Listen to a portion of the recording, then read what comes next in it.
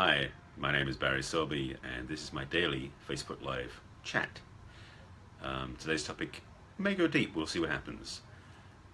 Before I begin with that, let me start with my name and introduction. My name is Barry Selby. I am known as the Love Doctor to my friends and clients.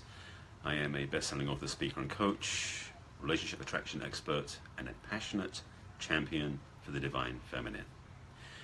And my talks generally are in the themes of relationships, romance, masculine feminine polarity, feminine leadership, masculine strength, and a few other things as well. And today's topic is under the heading of when the reality doesn't match the fantasy. This is messages from masculine number 52, by the way. This is, let's just say that I had a personal experience of that today in a vision, as well as talking to two people who had basically shared that with me without them realizing it. So there's context. And let me explain what I mean before I get into the fix and solution and everything else. What I mean by when the reality doesn't match the fantasy, I'm talking about relationships particularly, and when you have this initial attraction to somebody, and this works for both male and female, when you have this initial attraction to somebody and you're so looking for elated and inspired and doe-eyed over your new possible partnership, and then it manifests and it comes to fruition and you have this partnership, and that's when all the stuff happens, the stuff that actually wasn't something that you wanted to deal with, but it happened. So the fantasy you had, now let me rephrase it slightly. I've been here, so I know what it feels like. The fantasy of the possibility of this future relationship with this amazing person who looks incredible and has all these great things about their life, and you are absolutely enamored by who they are, and you're going, this is going to be so amazing. And then a week, if you're really unlucky, maybe lucky, or a year into the relationship, when the shit hits the fan, basically when the reality sets in and you discover that all that appearance that looks like gold was actually tarnish, and when you realize the person you're actually with may look incredible but is very flat, two-dimensional, they don't have any depth or quality to who they are behind the scenes, that's when it's tempting to go, oh shit. Well, let me say this way. I've been there and I've had to say, oh shit, what did I do? What did I choose? I can say this. The odds are against you that your fantasy will be real. The odds are highly stacked towards the reality being different from the fantasy.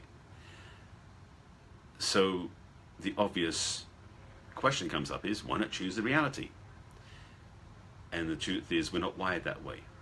We're wired to believe in a fantasy because we are set up by the way that the media, by fiction, by entertainment, creates this fairy tale vision of what we can have. And for most of us, we hitch our ride, our dreams to that vision, that fairy tale, that fantasy of a possibility of relationship, a possibility of incredible romance and magical fairy tale love affair. But 99% of the time, this illusion happens pretty quickly. We individually, as human beings, have stuff, baggage, crap, shit that we deal with, stuff we bring along into our lives, daily lives, and into a relationship. Some people save that stuff up in a package to dump on their partner when they get into a relationship. You know who I mean. Been there, done that, haven't you? You experienced that with somebody who's actually been amazingly perfect and together and like put together like a perfect Mattel model. But then when you get into a relationship with them, all that facade falls away and the crap shows up. This is not an unusual experience. Many divorces came about because of this. Many breakups came about before this. It's not something that is very rare. It's actually very common. So you get the picture I'm talking about. I trust you get the illustration of what I mean by this idea that we have this tendency to separate reality from fiction. The opportunity, and I'm putting it this way versus saying what you must do, the opportunity is that not that you give up on your dreams, I'm feeling a couple of options here. One is give up on your dreams and just settle for whatever's possible. Nah, it doesn't feel so good, does it? Another option, which is the one that I'm going to speak about because it feels the most aligned as well as it sounds so far-fetched, is don't settle. I've shared this before in another video. I think I've done this before on a Facebook Live recently. It's about not settling. At the same time, make your fantasy, your intention, your vision, your dream relationship possible. So maybe you want to omit some of the things in there that are so out there they won't happen, but only do that if you really can do without them. Your vision, your intention, your picture, what you want to have in a relationship is achievable if you can hold the vision for it. Let me say that one again because it came up as very powerful. Your vision, your intention of a relationship can happen if you can hold the vision for it, if you can hold the space for it, if you can be strong enough to commit to that vision, you can manifest it.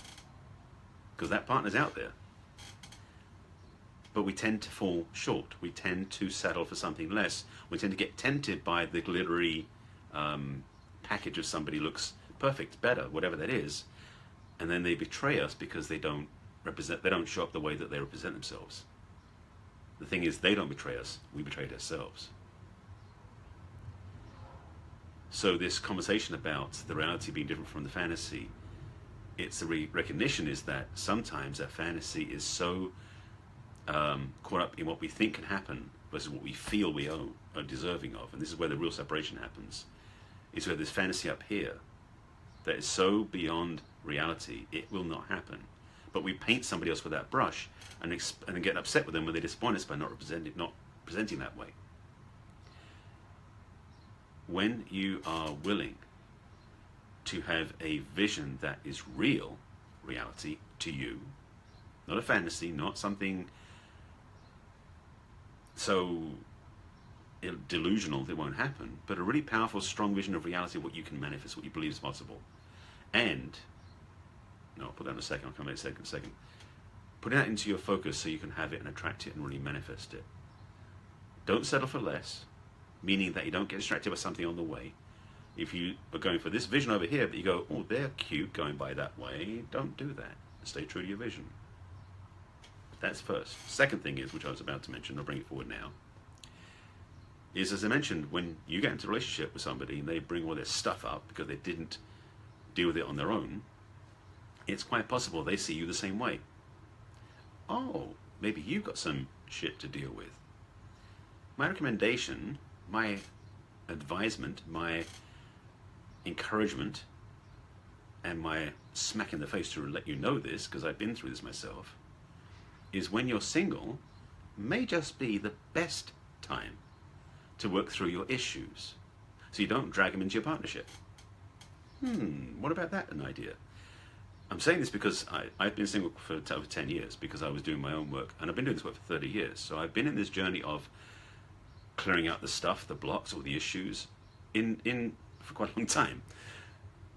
But it also means that I don't necessarily drag it into the next relationship, because I want to embrace relationship as a whole, complete person, not somebody walking along with wounds and holes and gaps in my psyche, or whatever you want to call that, or I'm not living my truth. So you may be oblivious to that, perhaps. But guaranteed, when you get into a relationship, if you haven't dealt with those things, those issues, those blocks, those patterns from the past, it's a pretty much guaranteed experience that sometime in that relationship, it may not be for 10 years, it might be the first 10 minutes of that relationship, those hidden patterns will become very, very visible. And your partner will see them. And if you're aware of it, you will see them too. Not fun. I'm just watching where this is going because I've got like 4 threads that are flowing right now. So bear with me. So let me summarize it and let me put it together in a little bundle, little package for you. First of all, have a vision of what you want in a relationship that really is not so much just convenient or normal. Make it really powerful, but stick to it. Don't settle for less than that. Secondly, do your own due diligence on your own life. You find yourself having issues with other people when you're not in a relationship. and it's repeat the same thing that happened in your past relationship, guaranteed it's your stuff. Yes, your stuff. Work on it, heal it, resolve it, make peace with it, settle it, whatever that needs to happen, so you don't drag into your next relationship, especially if it's that vision you're holding on to. So those two things will set you straight. Thirdly, be willing to learn in your own life. Be willing to be vulnerable to yourself, because that makes you more attractive, and two, it makes you more transparent so you don't carry these hidden agendas with people. When you do that, you find yourself, one, being clearer, so that when you see somebody else who's doing that, you'll feel comfortable because you'll see they're being transparent. And secondly, you won't settle for the crap. So there's a lot of layers to this, but I hope this gets the point across, because the reality doesn't match the fantasy, especially when that fantasy is out of bounds and the reality is stuff is in the way. So do your own work.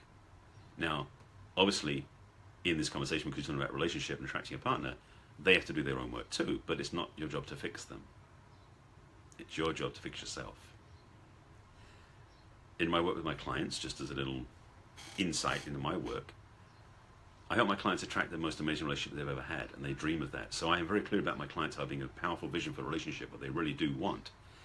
At the same time, we commit to doing work together that will help them remove the stuff in the way of that, because those blocks, or I should say those experiences that they've carried around and dragged around from relationship to relationship to relationship, those serial experiences, are in the way of them actually attracting the vision they're holding for.